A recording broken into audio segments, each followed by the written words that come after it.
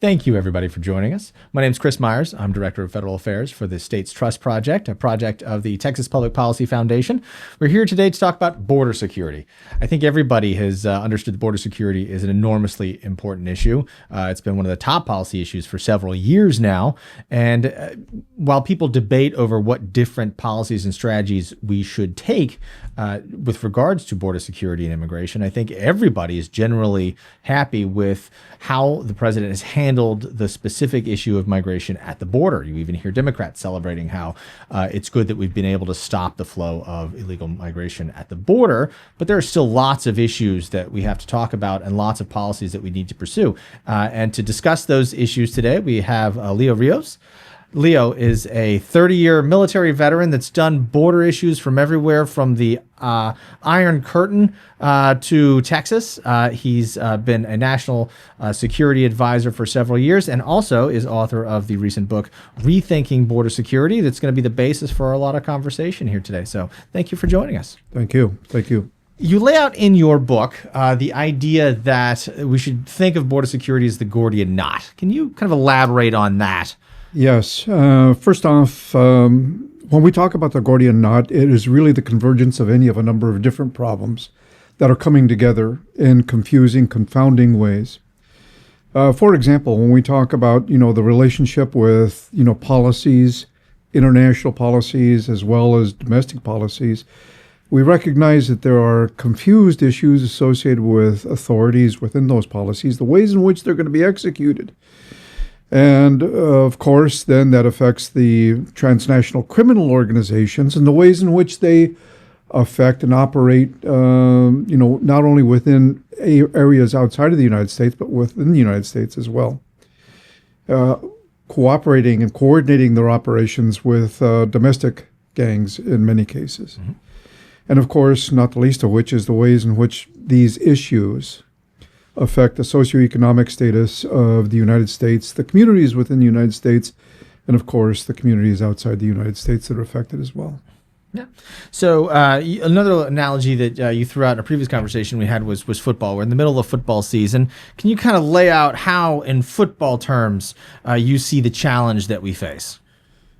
Well, first off, yes, all Americans, I think, understand football. So if you were to think of the football field and you imagine where that 50-yard line is, imagine that to be the border.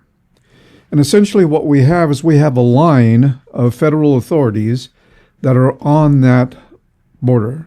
It's a federal responsibility. Yeah, cool. And so you have, the convergence of DOJ, DOD, Department of Homeland Security, Department of State even, as well as other agencies. Immediately behind them, you have, the local law enforcement and state law enforcement entities as well. On the other side of the 50-yard line is the opposing team, which is composed principally of transnational criminal organizations that have any of a number of different objectives at play. They are, for the most part, enterprise organizations that have any of a number of different interests that are focused on profit. And as a result of their profit motives, they get into different market areas. Drugs, we will know and understand the problems associated with drugs. Human trafficking is their number 2 source of income. And then, of course, they have other ways in which they may be able to support their operations, gun running from the north into Mexico, money laundering. Those types of problems are things that affect us on the 50-yard line. That said, we are focused on the 50-yard line. And in fact, the transnational criminal organizations, are focused on areas where they can best achieve their objectives. And that's not in the border area.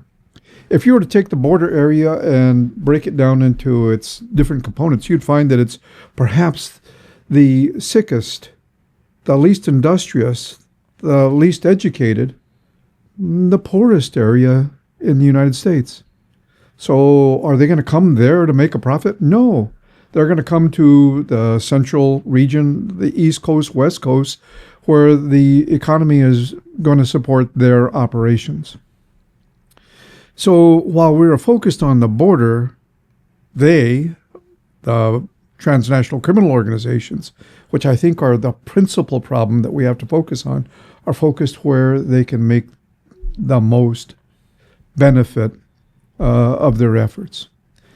And so if you follow this football game analogy, we are set up in a defensive posture only.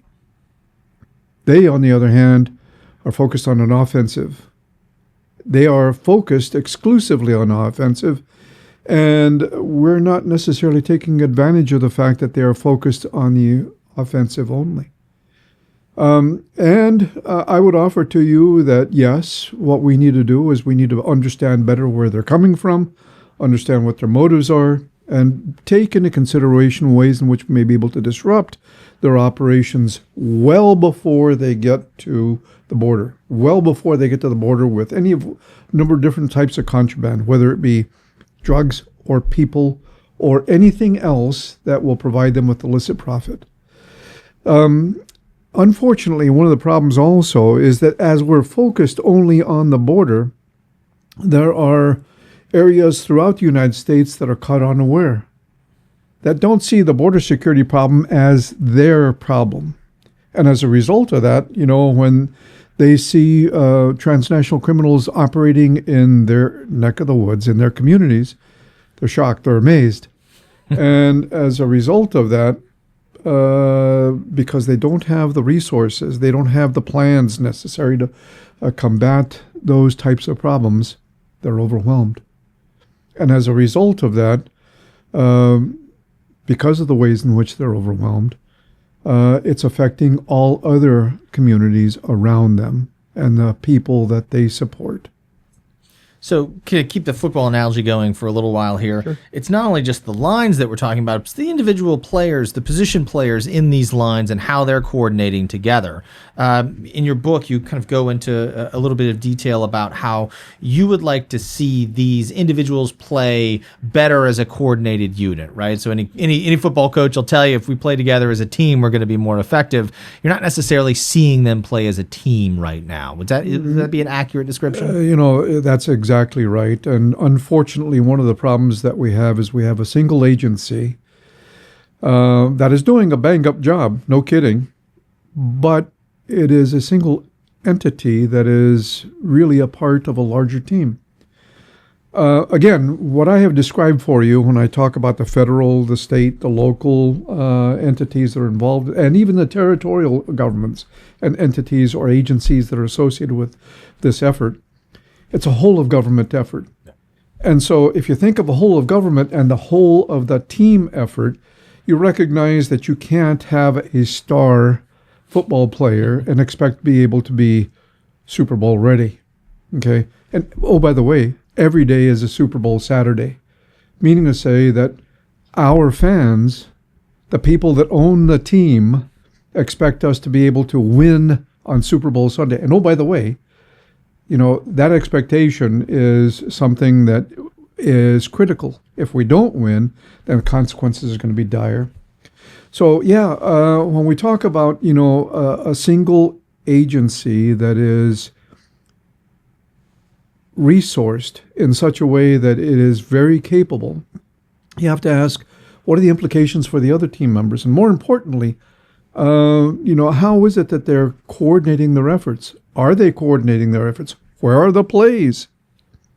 Where are the exercises? Where are the rehearsals? And the answer is there are no real plays. We believe that one agency has got the authorities to be able to do, any of a number of different things that we expect the whole of government to do, but it's not. So it gets back to, when I talk about plays, Chris, what I'm talking about are the issues associated with strategy. So you've got Customs and Border Patrol's good quarterback. Yeah. But you'll need to make sure if that quarterback wants to have a good passing game, they need a good running game to be able to kind of run option plays. They need a good offensive line to be able to block. Who are some of those other players in there that we either need to be coordinating better with or we need to be better resourced? Well, all agencies, all federal agencies need to be, working off the same sheet of music, the same set of plays, so to speak. But more importantly, when you talk about, the players that are on the field as well, if we talk about the whole of government, we're talking about 18,000 different law enforcement agencies, or slightly more if you include, the territories as well.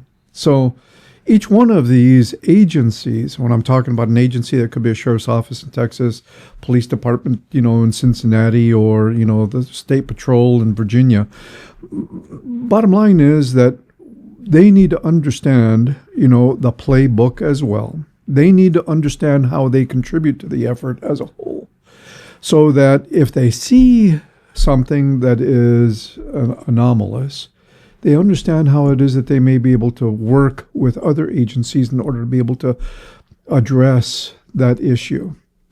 When we talk about the problems associated with the federal agencies, let me give you a good example. The conduct of Border Patrol operations within CBP, that one agency within the Department of Homeland Security, are complicated when they work within the jurisdictional limits of other federal agencies. Now, believe it or not, as a result of the jurisdictional divide within federal agencies, you have a disruption to efficient operations. You have a disruption to continuous operations. Department of Justice as an example, another example. The jurisdictional divide between the different districts, are also something that need to be examined. For example, in the past, it was determined that within a district court, that the limit for a case to be considered within the federal court was, let's say, 500 pounds, hypothetically, 500 pounds of marijuana. A lot. Okay. On the other hand, within another district court, the limit was 100 pounds. Really? So as a result of that, what you have is the transnational criminal organizations who understand our laws perhaps better than we do and understand the implications associated with the lack of coordination. They have a profit incentive to understand. That's exactly this. Or should I go here or should I go here? Well, let me go there. All right. And so the lack of coordination, the lack of ensuring that we understand the playbook, so to speak, is what is really affecting the ways that we have conducted border security operations in the past. And I dare say is going to continue to affect the ways in which we conduct border security operations in the future. Now, to be clear, border security, in my view, is a national security issue. And it's become more evident over the course of the last 20 or 30 years. And it's going to become even more of a national security issue as, the world stage and the players within the world stage, evolve. So let me go back to the playbook. If border security is a national security issue, it stands to reason that we should have a border security strategy, the playbook, that affects not just one agency, telling them how they're going to operate as the quarterback in your case, but all federal agencies, all state and local agencies, territorial agencies, how we're going to operate together. We need a head coach. That's exactly right, a head coach, a coordinating entity. And when we talk about, a head coach, one of the things that a head coach or a manager has the privilege of is determining, how the resources are going to be made available. So let me digress here for just a second. But, here we have, the quarterback who has got, a tremendous resource pool. The equipment is top-notch, first class. The people are well-trained, first class. Then you have, the sheriff in Texas County X. Let me say in Brooks County, Texas. All right. Okay. where the sheriff there is got 6 deputies 24/7, and he's the law enforcement agency for the entire county. Yet through Brooks County, you have, any of a number of different migrants that are attempting to pass through border security checkpoints. And as they pass through, they basically evade the checkpoint. And so over the course of the last several years, hundreds, if not thousands, of these migrants have died in, conditions that are desert-like. Their bodies have been, ravaged by, wildlife. It's difficult to determine, when this person died, where the person is, because you're finding body parts. But unfortunately, what you have is the sheriff who's got to respond to each one of these findings, each one of these bodies, as if though it's a criminal event, a murder potentially. Some of them perhaps are. And so therefore, the 6 deputies working 24/7 have to go out and conduct the investigation at the expense of law enforcement operations within the remainder of the county. So, and oh, by the way, how much are those deputies getting paid? Well, I would offer to you that it's much less than what, the star player is paying his, or the star group is paying their players. So the first line of defense really is the weakest. And that is, unfortunately, the local law enforcement entities that we have deployed along the southwest border. Are there any examples of local law enforcement agencies that are doing a particularly good job, that are kind of figuring this problem out? Absolutely. As a matter of fact, again, within Texas, they are doing, again, a bang-up job of recognizing that the resources that they have are really, abysmal. But they recognize that there's strength in pooling the resources, pooling their efforts. And so one of the sheriffs, a friend of mine, a fellow by the name of Roy Boyd, who is the sheriff of Goliad County, is taking it upon himself to put together a series of task organizations to operate in different parts of the border area in a coordinated fashion. And so what they do is they come together and they basically have a huddle. They say, this is what we're going to do, and this is how we're going to resource the effort, given the resources that they have. Could they do much better if they had a larger pool of resources? Absolutely. Are those resources being shared with federal agencies? Yes. As a matter of fact, the Border Patrol within, the regions that they're working in is providing them with some support. But is it enough? No, not really. Right. That's a problem. So taking it back up to the federal level again, and going back to the head coach analogy, your book, you offer the idea of an officer of director of national border security. Mm-hmm. And you've described a little bit how kind of that role you think would facilitate. Can you give kind of an analogy to kind of another government entity that's been able to do something like that successfully? Sure. As a matter of fact, within the book, I say that the precedent has already been set. In 1988, President Bush established the Office of National Drug Control Policy, ONDCP. Mm-hmm.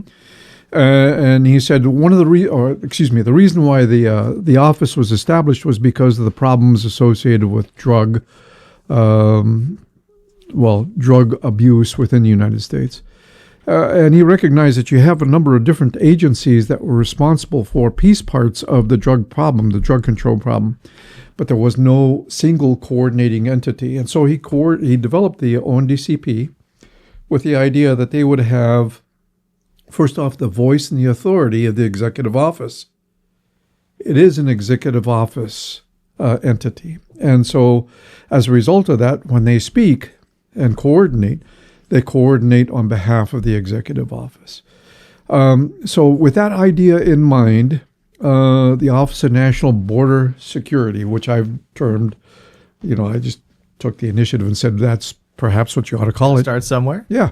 Is something that would be akin to ONDCP. And like ONDCP, it would be something that would be enduring. It would have the authority of the executive office in order to ensure that all agencies, federal agencies in particular, are coordinated in their efforts. And like ONDCP, would have a say in the ways in which resources are allocated, resources are obligated, so that what you have is you have a truly unified effort at the federal level. And again, through different programs, coordinate operations with local and state level authorities as well. So that precedent has been set, and I think that it would be a precedent that I think is worthy of emulation in the future. And when I say in the future, I'm talking about not only in the near term to address the current problem, but to ensure that we have a long-standing effort so that we have something that will operate well in perpetuity. So kind of digging into that a little deeper, you've got an outline for five proposed action, an outline of five proposed steps that you would take. Can you kind of go through those a little bit? Just to you don't have to read section for section, but we'll kind of outline what would those 5 steps be. Before I get into that, if you don't mind, what I'll do is the ONBS, Office of National Border Security, in my view, should have responsibilities for coordinating on a number of different levels. First off, it would serve as the conduit to ensure that we coordinate well with regional partners. So that policies aren't necessarily U.S. only, but reach into regional partners. So that way what we have is a coordinated effort. So that way, again, the football analogy, we're looking deep and understanding deep what's going on. The second part associated with this then is understanding what you see, which means that what we need to be able to do is to have within this entity the ability to be able to coordinate intelligence efforts, not only with regional partners, but also with domestic law enforcement, domestic agencies as a whole. Then, of course, we need to have, a law enforcement component associated with this across all jurisdictions, federal, state, local, and territorial. And the reason why I'm going back to territorial is because, you can't neglect the people, in Puerto Rico or, the Marianas. Yeah. And the reason for that is because once you're there, you're technically within reach of the mainland. You're in the U.S. You're subject to U.S. law. And if you close one section of the border, they're just going to move to other places. And so you have to be holistic about the approach. Well said. Well said. And that's part of the problem is that we are focused exclusively on the southwest border area. And, we're going to have to redefine exactly what we're talking about when we talk about border area. Continuing with, the ONBS, the Office of National Border Security, as a result of the law enforcement effort, there's got to be a complementary effort as well. And that is that recognizing that, transnational criminal operations they're focused on an enterprise type of a process. So how do you kill them? Well, you go after their money, okay? You bleed them. And as you go after the money, then essentially what you do is you preclude them from being able to act with impunity. Some of these transnational criminal organizations are richer than many third world nations. And they're very sophisticated. So if we can do something to affect their ability to be able to continue to operate, then I think that would be great. Then, of course, what we need to be able to do is we need to be able to keep on par with those transnational criminal organizations in terms of the technologies that they use. These guys are smart. They're using, technologies that many of our local law enforcement agencies don't have the ability to be able to purchase, don't have the privilege of using. So we need to be able to have the ability to be able to ensure that we have a good technical effort. And then I would offer to you that what we need to be able to do is to be able to institutionalize this. So again, using your analogy, the coach would ensure that everybody understands the plays. The coach would understand that, would ensure understanding that, everybody has with respect to what they must be able to do, the skills, the knowledge skills, the abilities that they must have should be universal. So Secretary Hegseth has talked about this challenge as being akin to Al-Qaeda in the previous generation. It sounds like, those same ways we've cut off finance, had an international coordinated appeal, had a kind of an approach to centralize a lot of the information that we're taking in so that we can handle that from an organized perspective. There does seem to be a lot of similarities between the way that we need to meet this challenge and the way that we were engaged during the previous generation with regards to kind of terrorism. If that seems like an analogy that holds. That's a great analogy. So Al-Qaeda is a transnational criminal organization. Okay, so think of it that way. So getting back to your question, and I'm sorry, I went ahead and deviated. So with an understanding of what the ONBS now looks like, the steps that you're asking for, I would offer there's 5 things that we need to consider. The first is to establish a good public awareness campaign. We need to have a strategic communications plan that basically says, this is the vision. This is how we anticipate that we're going to be able to get to the vision in the near term, midterm, and the long term. And as a result of that, these are the resources that we're going to use in the near term, midterm, long term. If we do that, then the public, I think, will generate a greater degree of support. National will be, better off than what it has been over the course of the last several years. Second, and while we're doing that, what we need to be able to do is to stand up the Office of National Border Security. Stand it up. And I'm not talking about something that's very large. I think that you could efficiently stand up the office that I'm referring to here within a matter of, let's say, 50, a group of 50 people who would not necessarily have responsibility for executing, but for coordinating. This is a coordinating entity. We have the tools, we just need to coordinate. That's correct. So the tools exist in the other agencies. So what you need people that are capable and adept at being able to ensure the coordination is taking place within those different areas I was talking about, policy, intelligence, etc. Sure. Concomitant with standing up the Office of the Border Security, what we need to be able to do is to immediately execute operations. And we're doing that now. But what we need to be able to do as we're doing the operations is plan for the future. How do you do that? Well, establish the National Border Security Strategy. Create it. Coordinate it. Ensure that you have common understanding among all agencies, federal, state, local, and territorial, and tribal. Don't fly by the seat of your pants. Make a plan. That's exactly right. Now, the strategy provides you with a vision. Associated with that, and I'm glad you said this, you have implementing plans, which means now that what you need to be able to do is to be able to focus on the hot spots. So yeah, the southwest border is a hot spot, granted, but so is the northern border. So are the littoral areas, the areas, on our coast. So are the areas, within the territories that, are in the Pacific or in the Caribbean, Alaska and Hawaii. Those areas need to have as much of a focus as what we're paying to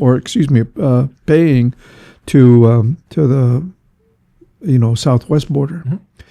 Mm-hmm. And we know already, for example, that Mexican TCOs are coordinating with Chinese transnational criminal organizations, the triads, in order to be able to introduce fentanyl into their operations, which is affecting our public, our population.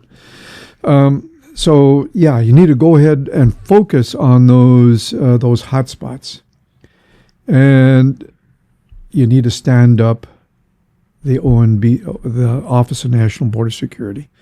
You need to stand it up and get it into operation as quickly as possible. So those 5 areas I would offer to you are critical for our success in the short term and in the long term.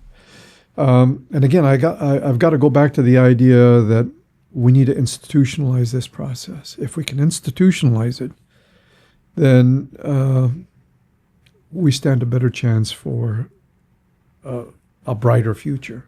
Right. I think that's a good kind of call to action, if you will, to end on. I think it's always good to be able to have that takeaway. Thank you for your time. These are difficult issues, and if you'd like to investigate it yourself, please go get a copy of Rethinking Border Security. And if you have any questions or kind of want to stay in touch with what we're doing here at TPPF with regards to looking at this from a holistic perspective, please feel free to visit our website and keep the conversation going. So for that, thank you very much. I appreciate it.